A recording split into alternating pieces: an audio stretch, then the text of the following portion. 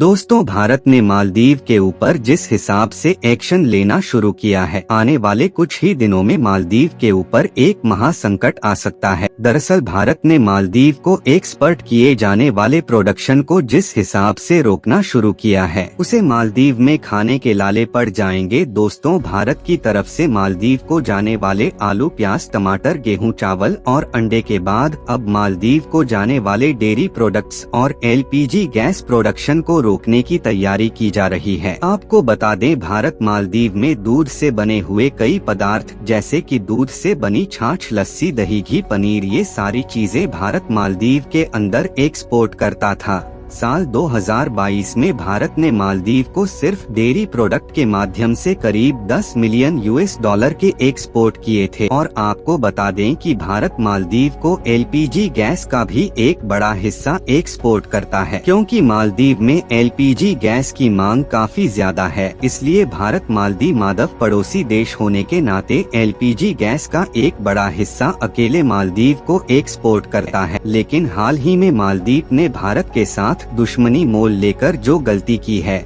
यह गलती मालदीव के ऊपर बहुत ज्यादा भारी पड़ने वाली है, क्योंकि मालदीव न सिर्फ इससे अपनी अर्थव्यवस्था बल्कि अपने लोगों का नुकसान, यहाँ तक कि आने वाले टूरिस्ट का भी नुकसान करने वाला है। क्या है पूरी अपडेट, आइए इस वीडियो में समझते हैं। लेकिन उससे पहले आप इस वीडियो को लाइक करके चैनल को सब्सक्राइब जरूर करें। देखिए, ज्यादा पुरानी बात नहीं है। ऑब्जर्वेटरी ऑफ इकोनॉमिक्स कम्प्लेक्सिटी की रिपोर्ट के मुताबिक भारत ने साल 2021 में मालदीव को करीब 12.4 million US$ milk product export किए थे।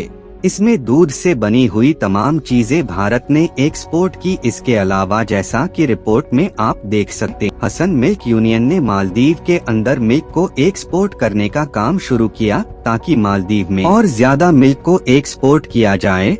और यह मालदीव की टूरिस्ट इंडस्ट्री के लिए बहुत ज्यादा है, क्योंकि जब गर्मियों का समय आता है तो मालदीव के अंदर दूध से बनी हुई चीजें बहुत ज्यादा सेल की जाती है और टूरिस्ट बहुत ज्यादा चीजें कंज्यूम करते हैं। जनरली भी देखा जाए तो गर्मियों के समय में लोग ज्यादा खाना नहीं खाते हैं, बल्कि ज्यादातर ड्रिंकिंग प्रोडक्ट का इस्तेमाल करते हैं।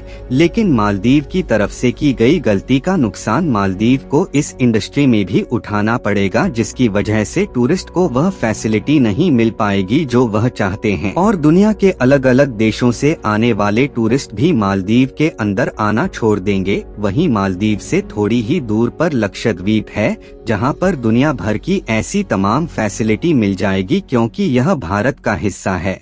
और तमाम कनेक्टिविटी जो तमाम तरह की भारतीय कंपनियां डायरेक्टली वो चीज एक्सपोर्ट करेंगे लक्षद्वीप के अंदर बिना किसी रोक टोक के, इस तरह सीधे भारत को फायदा मिलने वाला है। और मालदीव जो अभी चीन की गोद में बैठा हुआ है और लगातार चीन का समर्थन दे रहा है, चाहे वह स्पाइस शिप हो या फिर चीन से लोन लेना या फिर चीन का खुलकर अंतर्राष्ट्रीय स्तर पर समर्थन करना हो, इन सभी चीजों में मालदीव चीन का साथ दे रहा है। तो भारत आखिर मालदीव का साथ क्यों देगा? और सिर्फ इतना ही नहीं, भारत के डेयरी इंडस्ट्री लगातार बढ़ती चली जा रही है। साल 2000, 2022 और 23 में भारत में ही Bangladesh, UAE, Saudi Arabia, USA और भूटान जैसे देशों को डेयरी प्रोडक्ट एक्सपोर्ट किए थे। साल 2021 में हमने भूटान, नाइजीरिया और सिंगापुर जैसे देशों को अपने एक्सपोर्ट बढ़ाए। इसके अलावा तुर्की, इजिप्ट भी इस लिस्ट में शामिल है। और सिर्फ इंडिविजुअल लेवल पर अगर मालदीव का डाटा निकाल करके देखा जाए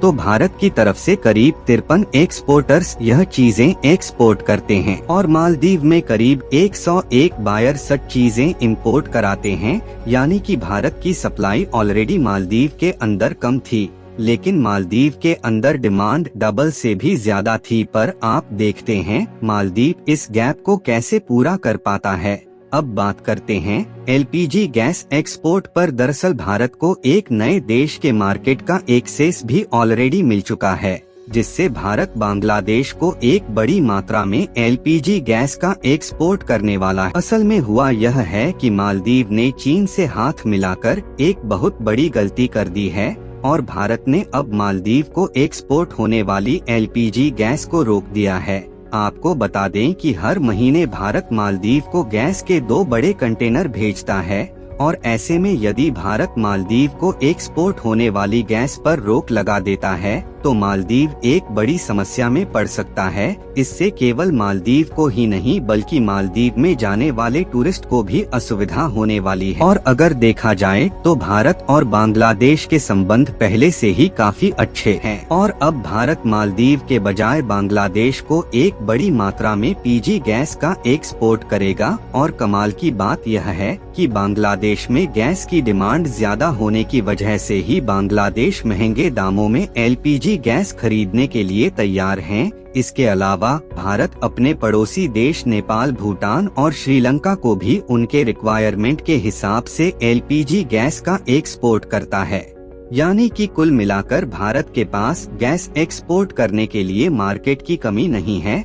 अगर भारत मालदीव को गैस का एक्सपोर्ट ना भी करें तो भी हम मालदीव की बजाय दूसरे देशों में गैस का एक्सपोर्ट करके हाई प्रॉफिट कमा सकते हैं। आपको बता दें कि मालदीव अगर चीन से एलपीजी गैस खरीदता है तो उसके लिए मालदीव को ज्यादा पैसा देने पड़ेंगे और मालदीव की अर्थव्यवस्था इतनी भी ज्यादा अच्छी नहीं है कि वह ज्यादा दामों में इन देशों से एलपीजी गैस का इंपोर्ट कर पाए। अभी मालदीव खुद चीन का कर्जदार है और अपने टूरिस्ट इंडस्ट्री को बढ़ाने के लिए चीन से कर्जा लिया है। अब मालदीव खुद अपने घुटनों पर आने वाला है। वैसे देखा जाए तो चीन दुनिया का सबसे बड़ा एलपीजी गैस उत्पादन करने वाला देश है, लेकिन चीन में गैस की ज्यादा डिमांड होने की वजह से चीन चाहकर भी दूसरे देशों को एलपीजी गैस का निर्यात नहीं कर पाता।